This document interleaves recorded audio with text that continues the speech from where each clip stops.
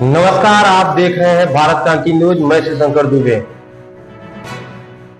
बड़ी खबर लेकर चलते हैं आपको बिजली विभाग की तरफ। जी हां, अब बिजली शिकायत निवारण के लिए एक ओटीपी व्यवस्था लागू होगी।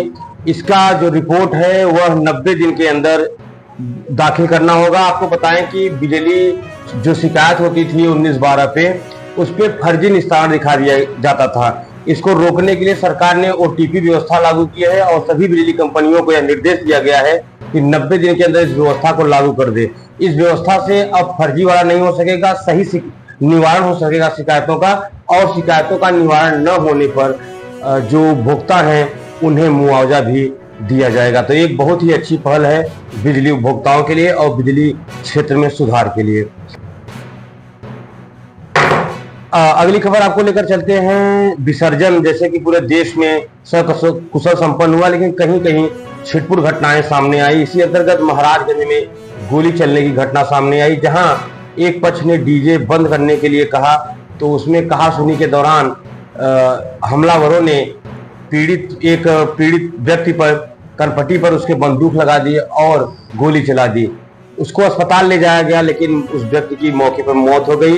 इसके बाद मामला ज्यादा भड़क गया, पत्थरबाजी हुई और काफी तनाव रहा। इसको लेकर मौके पर जो वहां की डीएम है मोनिका रानी और एसपी वृंदा शुक्ला पहुंचे और उन्होंने मामले को संज्ञान में लेते हुए उचित कार्रवाई की।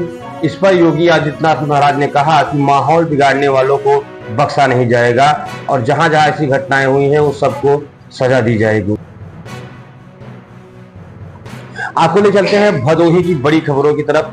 अंतरराष्ट्रीय कालीन मेला जो कि 15 अक्टूबर को होना है भदोही में, इसको लेकर तैयारियां तेज हो गई हैं। जिलाधिकारी महोदय के आदेश पर वहां की स्वच्छता व्यवस्था हो या लिफ्ट मशीन की व्यवस्था हो या छत टपकने की व्यवस्था हो, सभी को दुरुस्त कर दिया गया है और कई देशों के कई बायर्स, कई व्यापारी यहाँ पर आ रहे हैं। इसको लेकर पूरे भदोही में एक माहौल बना हुआ है कालीन क्षेत्र में विकास को लेकर। आपको बताएं कि इस मेले में मुख्यमंत्री भी आ चुके हैं। अब की बार जो केंद्रीय कपड़ा मंत्री है गिरिराज सिंह और राज्य कपड़ा मंत्री इस बार इस मेले में शिरकत करेंगे। अगली खबर आपको लेकर चलते हैं भदोही में ही, जहां 93 आपदा मित्र 14 से 25 अक्टूबर तक प्रशिक्षण के लिए लखनऊ रवाना हुए। जिलाधिकारी विशाल सिंह ने इनको हरी झंडी दिखाकर रवाना किया और उन्होंने बताया कि जो स्वयं सेवक आपदा मित्र हैं, किसी भी मुसीबत आने पर ये लोगों की बहुत ही सहायता करते हैं। उनकी जिलाधिकारी महोदय ने प्रशंसा की और कहा लोगों को इनका सहयोग और समर्थन देना चाहिए। अगली खबर आपको ले चले कि चौरी थाना क्षेत्र की खबर है, जहां 20 वर्षीय अज्ञात युवती ने पंजाब मेल के सामने कूदकर जान दे दी। आपको बताएं कि चौरी थाना क्षेत्र में परसीपुर के पास एक मेला लगा था। वो युवती लगभग सुबह से ही मेले में थी और लगातार किसी से बात कर रही थी। अचानक 4 बजे पंजाब मेल के सामने वह कूदकर उसने अपनी जान दे दी। लोगों ने सोचा कि क्या बात है, जब तक लोग समझते तब तक वह जान दे चुकी थी और मौके पे ही उसकी मौत हो गई। इसकी जांच की जा रही है कि इसके पीछे क्या कारण था। अगली खबर आपको ले चले कि चौरी थाना क्षेत्र की खबर है, जहां 20 वर्षीय अज्ञात युवती ने पंजाब मेल के सामने कूदकर जान दे दी। आपको बताएं कि चौरी थाना क्षेत्र में परसीपुर के पास एक मेला लगा था। वो युवती लगभग सुबह से ही मेले में थी और लगातार किसी से बात कर रही थी। अचानक 4 बजे पंजाब मेल के सामने वह कूदकर उसने अपनी जान दे दी। लोगों ने सोचा कि क्या बात है, जब तक लोग समझते तब तक वह जान दे चुकी थी और मौके पे ही उसकी मौत हो गई। इसकी जांच की जा रही है कि इसके पीछे क्या कारण था।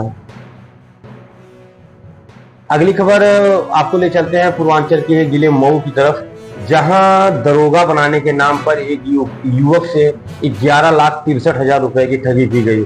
जब युवक को नौकरी नहीं मिली तो उसने शिकायत की और उसने युवक का नाम जो था वह अमित विश्वकर्मा ने नवनीत राय के खिलाफ मुकदमा दर्ज किया। उन्होंने कहा कि इन्होंने मुझसे दरोगा बनाने के नाम पर पैसे लिए थे और अब मैं ठगी का शिकार हो चुका हूं, मुझे मेरे पैसे वापस किए जाएं। पुलिस ने इस मामले को अपने संज्ञान में ले लिया है अब देखना है आगे की कार्रवाई क्या की जाती है। आप लोगों से चैनल एक निवेदन करता है, जो भी युवा हैं, कोई भी नौकरी के नाम पे आपसे पैसे मांगे, कोई भी ठगी करे, आप उससे बचें। इस समय जितनी भी परीक्षाएं, जो भी एग्जाम, जो भी भर्तियां हो रही हैं, वो सीधी ऑनलाइन माध्यम से हो रही हैं। आपको समय लगता है, आप कुछ और काम कर लीजिए, 11 लाख इन्वेस्ट करके कोई अपना बिजनेस कर लीजिए, लेकिन यूं ही किसी को घूस मत दीजिए, अन्यथा आपका पैसा भी व्यर्थ जाएगा, आपका सम्मान भी जाएगा और आप पूरे जीवन फिर नौकरी नहीं पा सकेंगे। अगली खबर लेकर चलते हैं आपको वाराणसी की तरफ, जहां नाटी इमली का भरत मिलाप प्रसिद्ध है। ऐतिहासिक भरत मिलाप वहां होता है। आज सैकड़ों साल से वहां का भरत मिलाप प्रसिद्ध है। इस बार पहली बार वहां लीला प्रेमियों पर लाठियां चलाई गई। आपको बताएं कि भीड़ को अनियंत्रित होता देख पुलिस ने लीला प्रेमियों पर लाठियां चलाई। इससे कई लोग घायल हुए, कुछ महिलाएं और बच्चे भी घायल हुए। इसको लेकर जो वहां के नाटी इमली के थाना प्रभारी थे अशोक सिंह, उनको निलंबित करके जांच बैठा दी गई है। अगली खबर लेकर चलते हैं आपको भदोही के विकासखंड भोली में, जहां नागमलपुर गांव में खेलकूद प्रतियोगिता का आयोजन किया गया और इस आयोजन के बाद जो वहां मेधावी थे, जो उसमें प्रथम आए, उन्हें पुरस्कृत भी किया गया।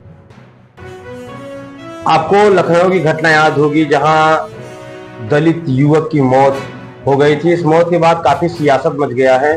तो बहुजन समाज पार्टी के बड़े बड़े नेता हों या सांसद चंद्रशेखर आजाद हों या समाजवादी पार्टी के नेता हों, लगातार अमन के घर पहुंच रहे हैं, परिजनों को सांत्वना दे रहे हैं और सरकार से ज्यादा संभव मदद देने की बात कर रहे हैं और कह रहे हैं कि इस मामले में उचित कार्रवाई की जाए।